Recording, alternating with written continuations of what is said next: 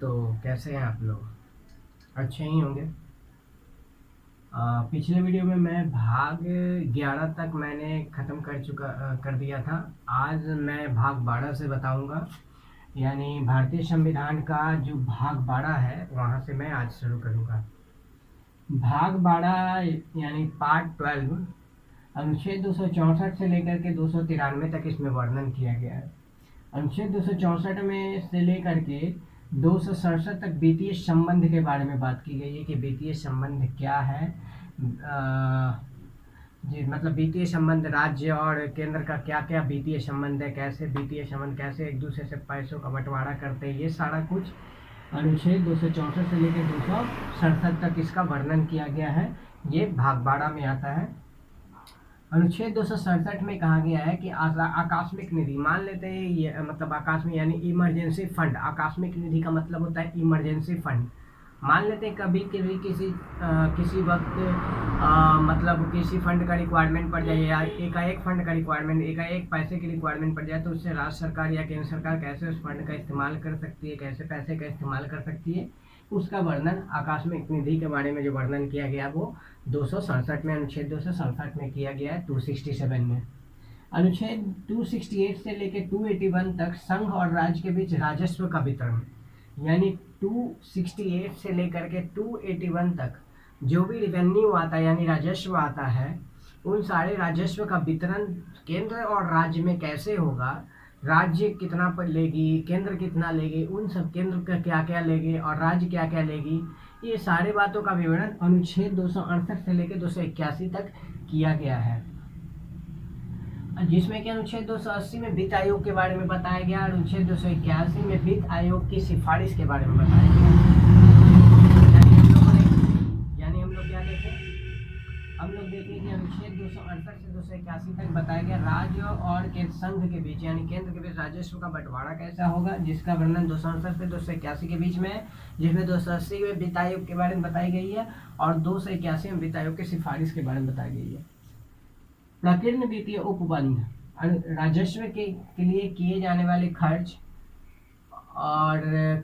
तथा राजस्व में दिए जाने वाले छूट, अनुच्छेद 282 से 291 तक, यानी अनुच्छेद 282 से लेकर 291 तक में प्रकीर्ण वित्तीय उपबंध के बारे में वर्णन है, जिसका मतलब ये होता है कि राजस्व में जो भी किए जाने वाला खर्च होगा, यानी राजस्व से क्या खर्च किया जा सकता है और उसमें केंद्र कितना खर्च कर सकता है, राज्य कितना खर्च कर सकता है और उसमें राजस्व में क्या क्या छूट मिलता है, इन सारे छूट के बारे में और इसमें खर्च किए जाने वाले ब्यौरा के बारे में, उन सभी के बारे में वर्णन किया गया है, जिसको हम लोग प्रकीर्ण वित्तीय उपबंध से कहते हैं। और इसका वर्णन अनुच्छेद 82 से लेकर अनुच्छेद 291 तक किया गया है। अनुच्छेद 287 में कहा गया है विद्युत पे करों को छूट, और अनुच्छेद 286 में माल के क्रय विक्रय पर कर का अधिरोपण, यानी इसमें जो 282 से 291 तक हम लोगों ने जो बात किया, उसमें अनुच्छेद 287 में विद्युत करों पे जो छूट की बात कही गई है वो अनुच्छेद 287 में किया गया है, और अनुच्छेद 286 में माल के क्रय विक्रय पर जो टैक्स लगता है, जो कर अधिरोपण होता है, उसके बारे में अनुच्छेद 286 में वर्णन किया गया है। 87 और 86 भारत सरकार का उधार लेना, अनुच्छेद 292 में तथा राज्य सरकार का उधार लेना अनुच्छेद 293 में वर्णन किया गया है। यानी अनुच्छेद 292 में कहा गया कि भारत सरकार उधार ले सकती है और अनुच्छेद 293 में राज्य सरकार उधार ले सकती है। तो इस प्रकार हम लोग देखें कि भाग 12 में जो अनुच्छेद 264 से लेकर 293 तक जो वर्णन था वो हम लोगों ने देखा। अब हम लोग देखेंगे भाग 13 में यानी पार्ट 13 में जो वर्णन किया गया, अनुच्छेद 301 से लेकर 307 का वर्णन किया गया। अनुच्छेद 301 से लेकर 307 का वर्णन किया है, जिसमें केंद्र शासित क्षेत्र के व्यापार एवं वाणिज्य के बारे में बताया गया है। यानी केंद्र शासित जो क्षेत्र होंगे, संघ शासित क्षेत्र होंगे, यानी नेशनल टेरिटरीज जो होंगे, उन सभी में यूनियन टेरिटरी जिसको कहते हैं, यूनियन टेरिटरीज जो होंगे, उन सभी क्षेत्रों में व्यापार एवं वाणिज्य का जो वर्णन होगा वो अनुच्छेद कैसे होगा, क्या होगा, उसका वर्णन 301 से लेकर 307 तक वर्णन किया गया है। अनुच्छेद 301 से 307 तक इसका वर्णन है। भाग 14 में कहा गया है राज्य एवं केंद्र के अधीन सेवाएं, यानी राज्य के अधीन कौन सी सेवाएं होंगी और राज्य के अधीन और केंद्र के अधीन कौन सी सेवाएं होंगी, संघ के अधीन कौन सी सेवाएं होंगी, इन सब के बारे में वर्णन किया गया है भाग 14 में, जिसका वर्णन अनुच्छेद 308 से लेकर 323 तक वर्णन किया गया है। यानी राज्य और केंद्र के अधीन सेवाएं के बारे में वर्णन किसमें, अनुच्छेद 308 से लेकर 323 तक वर्णन है भाग 14 में, जिसमें कि लोक सेवा का जो वर्णन है वो अनुच्छेद 308 से लेकर 314 तक वर्णन है। लोक सेवा का वर्णन किससे, अनुच्छेद 308 से लेकर 314 तक। और लोक सेवा आयोग का जो वर्णन है, यानी लोक सेवा का वर्णन तो देख रही है, लोक सेवाएं कहाँ है, 308 से 314, और लोक सेवा आयोग जो है उसका वर्णन अनुच्छेद 315 से लेकर 323 तक है। भाग 15 हम लोग देखते हैं। भाग 15 में अनुच्छेद 324 to 329, यानी अनुच्छेद 324 से लेकर 329 तक का वर्णन जो किया गया भाग 15 में किया गया है। निर्वाचन प्रणाली एवं दलीय व्यवस्था का वर्णन इसमें किया गया, यानी भाग 15 में क्या किया गया, दलीय व्यवस्था और निर्वाचन प्रणाली का वर्णन किया गया है, जिसका वर्णन अनुच्छेद 324 से लेकर के 329 तक है। इसमें बारी बारी से हम लोग इसमें नहीं, भाग 15 में हम लोग देख लें क्या है कि निर्वाचन प्रणाली और दलीय व्यवस्था के वर्णन की, जिसका वर्णन अनुच्छेद 324 से लेकर 329 तक कहा गया है। भाग 16 में देखा जाए तो भाग 16 में कुछ जाति वर्ग के बारे में विशेष उपबंध के बारे में वर्णन किया गया। अनुच्छेद 330 से लेकर 342 तक का वर्णन है इसमें, अनुच्छेद 330 से लेकर 342 तक का, जिसमें अनुच्छेद 332 में राज्य विधानसभा में ST/SC की सीटों का आरक्षण की बात कही गई है। अनुच्छेद 333 में एंग्लो इंडियन को राज्य विधानसभा में आरक्षण की बात कही गई है। अनुच्छेद 334 में 70 वर्ष के बाद विशेष प्रतिनिधित्व और संरक्षण समाप्त हो जाने की बात कही है। यानी अनुच्छेद 334 में क्या किया गया, 70 वर्ष के बाद, 70 वर्ष अगर किसी सांसद का हो जाता है तो उसका जो विशेष प्रतिनिधित्व हो जाएगा, वो वरिष्ठ हो जाएंगे, उनका विशेष प्रतिनिधित्व होगा, लेकिन उनका आरक्षण समाप्त हो जाएगा, यानी उनको जो आरक्षण मिलता है वो आरक्षण समाप्त हो जाएगा। अनुच्छेद 337 में कहा गया एंग्लो इंडियन के लिए शैक्षिक अनुदान, अगर कोई एंग्लो इंडियन है तो अनुच्छेद 337 में उनको शैक्षिक अनुदान दिया जाएगा। अनुच्छेद 338 के अनुसार ST/SC के लिए राष्ट्रीय आयोग, ST/SC के लिए राष्ट्रीय आयोग का, ST/SC के लिए जो राष्ट्रीय आयोग होगा उसका गठन अनुच्छेद 338 के अनुसार, 340 के अनुसार, अनुच्छेद 340 पिछले वर्ग के दशाओं के अन्वेषण के लिए आयोग, यानी पिछड़े वर्ग जो होंगे, पिछले लिखा गया अनुच्छेद, यानी अनुच्छेद 340 के अनुसार पिछले वर्ग का जो भी दशा होगा उसके अन्वेषण के लिए आयोग के वर्णन किया गया है, उनका आयोग का गठन की बात की गई है। यानी ST/SC के लिए जो राष्ट्रीय आयोग बनेगा वो अनुच्छेद 338 के अनुसार, और पिछड़े वर्ग का जो पिछड़े वर्ग के दशा के अन्वेषण के लिए जो आयोग बनेगा उसका वर्णन है आपका अनुच्छेद 340 में। अनुच्छेद 341 में अनुसूचित जाति के बारे में वर्णन है, और अनुच्छेद 342 में अनुसूचित जनजाति के बारे में वर्णन है। अब इसी प्रकार अब हम लोग देखते हैं भाग 17 के बारे में। भाग 17 में राजभाषा के बारे में बात की गई है। राजभाषा का वर्णन जो है अनुच्छेद 343 से लेकर 351 तक है। अनुच्छेद 343 में कहा गया है, अनुच्छेद 343 संघ की राजभाषा के बारे में बात कही है। संघ की राजभाषा के बारे में अनुच्छेद 343 और 344 में वर्णन किया गया है। प्रादेशिक भाषाएं के बारे में अनुच्छेद 345 से लेकर 347 तक वर्णन किया गया है। सर्वोच्च न्यायालय की और उच्च न्यायालय और अन्य न्यायालय की जो भाषाएं हैं उसका वर्णन जो किया गया है वो अनुच्छेद 348 से लेकर 349 तक में वर्णन किया गया है। विशेष निर्देश, अनुच्छेद विशेष भाषा के लिए जो भी विशेष निर्देश होंगे उसका वर्णन अनुच्छेद 350 से 351 में किया गया है, और हिंदी का विकास के लिए अनुच्छेद 351 में कहा गया है। तो इस प्रकार हम लोग भाग 17 में राजभाषा में देखें। भाग 18 में हम लोग आपात उपबंध के बारे में देखते हैं, यानी आपात के समय क्या क्या सेवाएं होंगी या क्या क्या बातें होंगी उन सभी के बारे में हम लोग भाग 18 में देखते हैं। अनुच्छेद 352 से लेकर 360 में बात की गई, इस आपात उपबंध के बारे में बात कही गई है। अनुच्छेद 352 से लेकर 360 तक में, अनुच्छेद 352 में आपात की घोषणा की बात कही, राष्ट्रीय आपात जिसको कहते हैं। अनुच्छेद 353 के अनुसार आपात की घोषणा के बाद के प्रभाव के बारे में बात कही गई है। अनुच्छेद 355 में बाहरी आक्रमण और आंतरिक अशांति को कम करना तथा राज्य की सुरक्षा करना केंद्र का कर्तव्य है, ऐसा बात कहा गया अनुच्छेद 355 के अनुसार। यानी 355 के अनुसार क्या कहा गया कि बाहरी आक्रमण से तथा आंतरिक अशांति को कम करना, यानी बाहरी आक्रमण ना हो, आंतरिक अशांति ना हो, इस चीज को कम करना तथा राज्य की सुरक्षा करना तथा राज्य का सुरक्षा करना, राज्य सुरक्षित रहे, इन सब का दायित्व किसका होता है? केंद्र का होता है। ऐसा किसका कहा? अनुच्छेद 355 के अनुसार कहा गया। 356 में संवैधानिक तंत्र का विफल हो जाने पर आपात की घोषणा। मान लेते हैं किसी राज्य में 356 में कहा गया कि मान लेते हैं कि राज्य में संवैधानिक विफलता आ गई, यानी संवैधानिक विफलता यानी वहाँ कोई भी तंत्र संवैधानिक तौर पे नहीं चल रहा है, पूरा जर्जर स्थिति है, लोग इधर उधर किसी भी तरह से किसी को मार रहे हैं, पीट रहे हैं, यानी कोई तंत्र संवैधानिक तौर पे तरीके से नहीं चल रहा है। तो इस स्थिति पर आपात की घोषणा कर दी जाती है। जैसे मतलब समझ लीजिए जैसे दंगा फसाद, ठीक है, अगर दंगा वंगा हो गया हो तो उस स्थिति में क्या किया जाए? अनुच्छेद 356 के अनुसार क्या किया जाए? आपात की घोषणा की जाती है। अनुच्छेद 358 में कहा गया आपात के समय अनुच्छेद 19 का निलंबन, यानी आपात जब भी लागू होगा उस समय अनुच्छेद 19 का निलंबन हो जाएगा। अनुच्छेद 19 क्या है? मैंने पिछले वीडियो में बताया है, आप लोग उसको देखिए।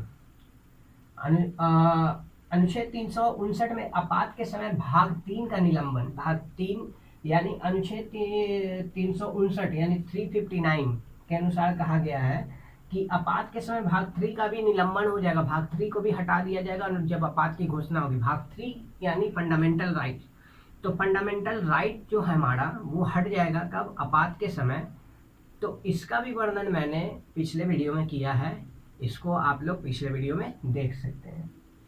अनुच्छेद 359A यानी 359 के ए में कहा गया है यह सिर्फ पंजाब में लागू होता है, यानी जब पंजाब में आपात की घोषणा होगी तो पंजाब के लिए कुछ विशेष राज्य होगा, विशेष राज्य का दर्जा दिया गया है, तो विशेष चीज होगा जिसका वर्णन किया गया है अनुच्छेद 359A में। अनुच्छेद 360 में बीटीए आपात के बारे में बात की गई, जिसको कि अभी तक भारत में नहीं लगा है 360 में।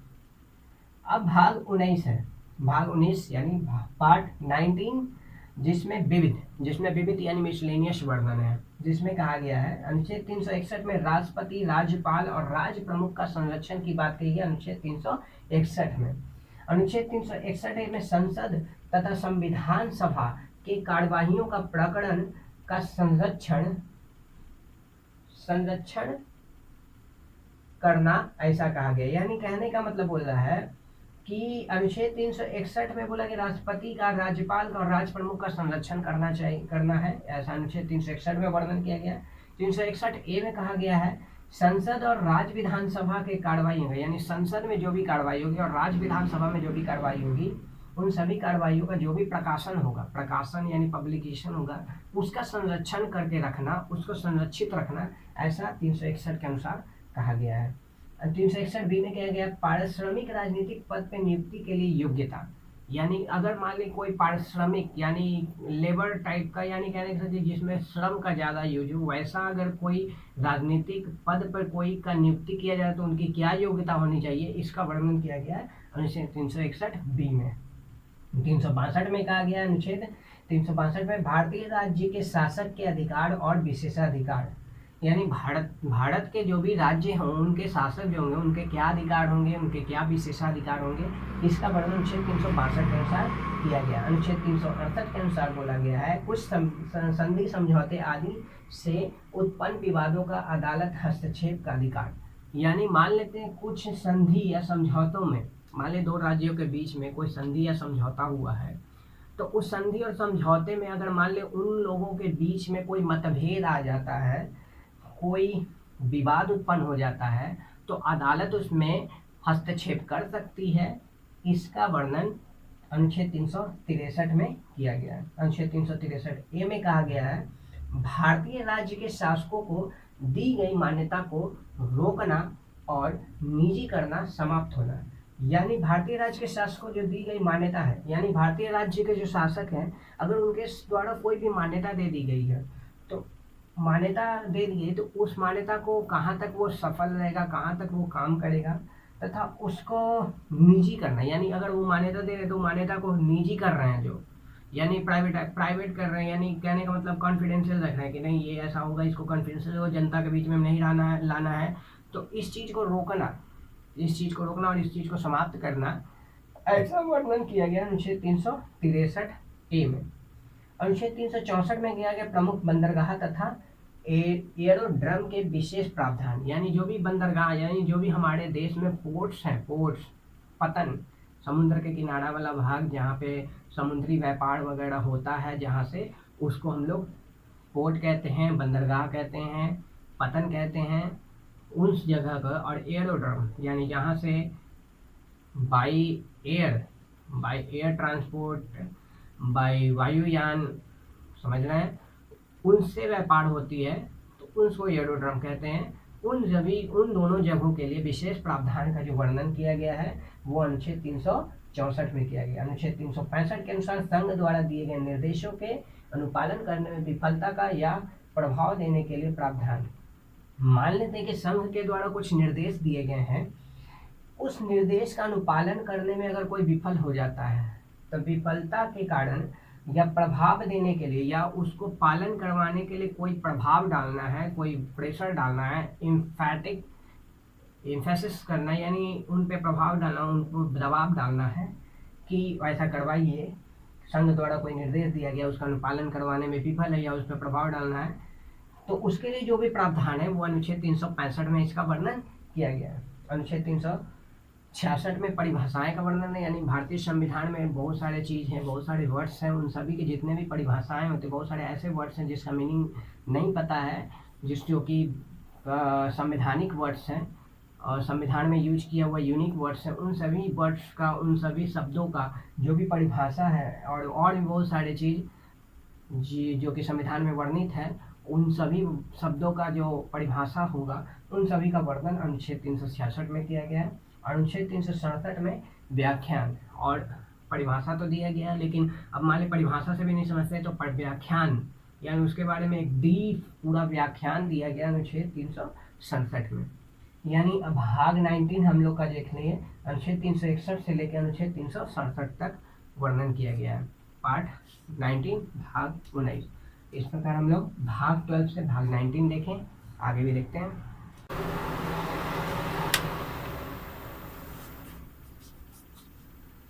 भाग 20 संविधान संशोधन, यानी भाग 20 में संविधान संशोधन का वर्णन है, जिसका वर्णन अनुच्छेद 368 में किया गया है। इसके तहत संविधान संशोधन किया जाता है, लेकिन अनुच्छेद 13 मूल अधिकारों के संशोधन को रोकता है। अंततः न्यायालय में कई मामलों के बाद 42वें संविधान संशोधन अधिनियम 1976 को न्यायालय द्वारा यह प्रक्रिया दी गई कि मूल अधिकार में संशोधन अनुच्छेद 13 के कारण बाध्य नहीं होगा अगर उसके मूल ढांचे में छेड़छाड़ नहीं किया जाए। यानी भाग 20 अनुच्छेद 368 ये कहता है कि हम संविधान में संशोधन कर सकते हैं, यानी संविधान में कुछ बदलाव किया जा सकता है, लेकिन बात यहाँ पे हुई कि अनुच्छेद 13 जो है हमारा, भाग 3 का अनुच्छेद 13 ये कहता है कि मूल अधिकारों में संशोधन नहीं किया जा सकता है, उसको रोकता है मूल अधिकारों के संशोधन को। बहुत सारे मामले चले कोर्ट में, इन लगभग मामलों का मैंने पिछले वीडियो में डिस्कस किया है कि कौन कौन से मामले चले थे मूल अधिकार से को लेकर के, कि मूल अधिकार में संशोधन किया जा सकता है कि नहीं किया जा सकता है, ये सारे पिछले वीडियो में मैंने डिस्कस किया है, उसको आप लोग देख लेंगे। तो बोला गया कि मूल अधिकारियों में बहुत सारा मामला चला और इस मामला के कारण एक अंतिम फैसला लिया गया जिसमें कहा गया कि संविधान में संशोधन किया जा सकता है। 42वां संविधान संशोधन किया गया और 42वां संविधान संशोधन 1976 में न्यायालय द्वारा एक प्रतिक्रिया दिया गया बहुत सारे मामलों के बाद कि आर्टिकल 13 के अनुसार, यानी अनुच्छेद 13 के अनुसार मूल अधिकार में संशोधन बाध्य नहीं होगा, बशर्ते, यानी एक कंडीशन लागू कर दिया गया कि मूल अधिकार के मूल ढांचे में कोई छेड़छाड़ ना हो। यानी अगर मूल ढांचे में कोई छेड़छाड़ नहीं करते हैं तो मूल अधिकार में भी संशोधन किया जा सकता है। अब बात कही गई भाग 21 में। भाग 21 में जम्मू और कश्मीर एवं अन्य राज्यों से संबंधित विशेष प्रावधान दिए गए हैं। जो मैंने भाग 20 बताया संविधान संशोधन आर्टिकल 368 यानी अनुच्छेद 368, इस थोड़ा इम्पॉर्टेंट है ये, अब हम लोग देख लेते हैं भाग 21, ये भी थोड़ा इंपॉर्टेंट है। भाग 21 में जम्मू और कश्मीर और अन्य राज्यों से संबंधित विशेष प्रावधान, और इसके अलावा भी बहुत सारे प्रावधान है, विशेष प्रावधान है, उसके बारे में भाग 21 में वर्णन किया गया है, जिसका वर्णन अनुच्छेद 370 से लेकर 392 तक किया गया है। अनुच्छेद 370 में जम्मू और कश्मीर राज्य को विशेष प्रावधान दिया गया था, जो कि 30 अक्टूबर 2019 को निरस्त कर दिया गया। हमारे मोदी गवर्नमेंट ने इस यानी बीजेपी गवर्नमेंट, मोदी गवर्नमेंट ने क्या किया, 30 अक्टूबर 2019 को आर्टिकल 370 को निरस्त कर दिया है। ठीक है। आर्टिकल 371 महाराष्ट्र एवं गुजरात से संबंधित विशेष प्रावधान। आर्टिकल 371 में नागालैंड से संबंधित विशेष प्रावधान, 371 में असम से संबंधित विशेष प्रावधान, 371 में मणिपुर से संबंधित विशेष प्रावधान, 371 और ई में आंध्र प्रदेश से संबंधित विशेष प्रावधान, 371 में सिक्किम से संबंधित विशेष प्रावधान, 371 में मिजोरम से संबंधित विशेष प्रावधान, 371 में गोवा से संबंधित विशेष प्रावधान और 371 में कर्नाटक से संबंधित विशेष प्रावधान का वर्णन है। तो अब हम लोग देखें, यानी 371 का जितना भी ABCDEFGHIJ तक हम लोगों ने देखा कि कौन कौन से राज्य का विशेष प्रावधान है और विशेष राज्य का दर्जा मिला हुआ है उन लोग को। अब हम लोग देखते हैं अनुच्छेद 372 से लेकर 378 तक कार्यालयों के प्रावधान दिए गए राष्ट्रपति और न्यायाधीश के लिए, जो कि ब्रिटिश राज्य के भारतीय सरकार के नियम कानून की निरंतरता के लिए पेश किया गया था। यानी ये अब नहीं है, ये उस समय पेश किया गया था कि ब्रिटिश राज्य और भारतीय गवर्नमेंट के बीच में नियम कानून का निरंतरता बना रहे, जिसके कारण आर्टिकल 372 से 378 तक का वर्णन है, जिसमें ऐसा पेश किया गया था। कार्यालय के लिए प्रावधान था वो 379 से लेकर 391 तक निरस्त, यानी निरस्त का किया गया, कोई निरस्त किया गया जिसको इसको निरस्त कर दिया गया 379 से लेकर 391 तक को 379 से लेकर 391 निरस्त किया गया। 1956 के द्वारा इसको प्रतिस्थापित कर दिया गया 7वें संविधान संशोधन यानी 7वां संविधान संशोधन द्वारा। 392 में कठिनाइयों को दूर करने के लिए राष्ट्रपति की शक्ति का वर्णन है, यानी कुछ कठिनाइयों में अगर को दूर करना है तो राष्ट्रपति की क्या शक्ति होगी, ऐसा वर्णन 392 में। और इस प्रकार हमारा भाग 21 खत्म हुआ। भाग 22 में कहा गया संक्षिप्त नाम, प्रारंभ, हिंदी में प्राधिकृत पाठ और निरसन। इसका वर्णन अनुच्छेद 393 से लेकर 395 तक है। अनुच्छेद 393 संक्षिप्त नाम, यानी भारतीय संविधान का संक्षिप्त नाम क्या होगा, तो ये लिखा हुआ है, इस संविधान का संक्षिप्त नाम भारतीय संविधान है। 394 में कहा गया है, यह अनुच्छेद मतलब 394 में यह कहा गया है कि यह अनुच्छेद और अनुच्छेद 5, 6, 7, 8, 9, 60, 324, 366, 367, 379 यानी 379, 380 इसका नाम आर्टिकल 394 जो है अनुच्छेद 394 उसका कहते हैं, उसको प्रारंभ कहते हैं, यानी कहाँ से प्रारंभ होगा, यानी हमारा संविधान कहाँ से प्रारंभ होगा, कहाँ से लागू होना प्रारंभ होगा, इस बात की बात कही गई है इसमें। तो इसमें कहा गया है कि यह अनुच्छेद और अनुच्छेद 5, 6, 7, 8, 9, 60, 324, 366, 367, 379, 380, 388, 391, 392 और 393 तुरंत प्रवृत्त होंगे, यानी उस समय से जब ये लिखा गया उसी समय से ये प्रवृत्त हो जाएंगे। जब संविधान लिखा गया, यानी संविधान बन के तैयार हो गया था 1949 में, 26 नवंबर 1949 में, उसी समय से यह प्रवृत्त हो जाएंगे, ये लागू हो जाएंगे ये सारे अनुच्छेद। ठीक है। बाकी यानी इस संविधान के शेष उपबंध, यानी जो बाकी उपबंध था वो शेष उपबंध 26 जनवरी 1950 से प्रवृत्त होंगे, यानी जब संविधान को लागू किया जाएगा तब से बाकी जो उपबंध होंगे वो भी लागू हो जाएंगे, वो भी प्रारंभ हो जाएंगे। 394 के ए में कहा गया, एक बार और 394 बता देते हैं कि अनुच्छेद बोला गया, इसको अनुच्छेद 394 को प्रारंभ कहते हैं, यानी कहाँ से संविधान प्रारंभ होगा, किस अनुच्छेद से प्रारंभ होगा, इस बारे में बात कही गई। इसमें कहा गया कि अनुच्छेद, यहाँ अनुच्छेद यानी 394 अनुच्छेद, देखिए 300, अगर यह अनुच्छेद नहीं लिखता तो कार्य क्या हो जाता है कि इसी को निरस्त कर देता है कि नहीं ये लागू हुआ ही नहीं, तो फिर इसके अंदर लिखा हुआ चीज़ कैसे लागू होगा। तो ये इसलिए कहा गया कि यह अनुच्छेद और अनुच्छेद 5, 6, 7, 8, 9, 60, 324, 366, 367, 379 यानी 379, 380, 388, 391, 392 और 393, ये सारा कुछ तुरंत प्रवृत्त हो जाएंगे। यानी जब संविधान बन चुका था 26 नवंबर 1949 को, तब से ही प्रवृत्त हो जाएंगे। बाकी जो बंद होंगे यानी जो भी और संविधान के जो भी और अनुच्छेद होंगे वो लागू होने के बाद यानी 26 जनवरी 1950 से लागू हो जाएंगे यानी प्रवृत्त हो जाएंगे। 394 के ए में कहा गया है हिंदी भाषा में प्राधिकृत पाठ।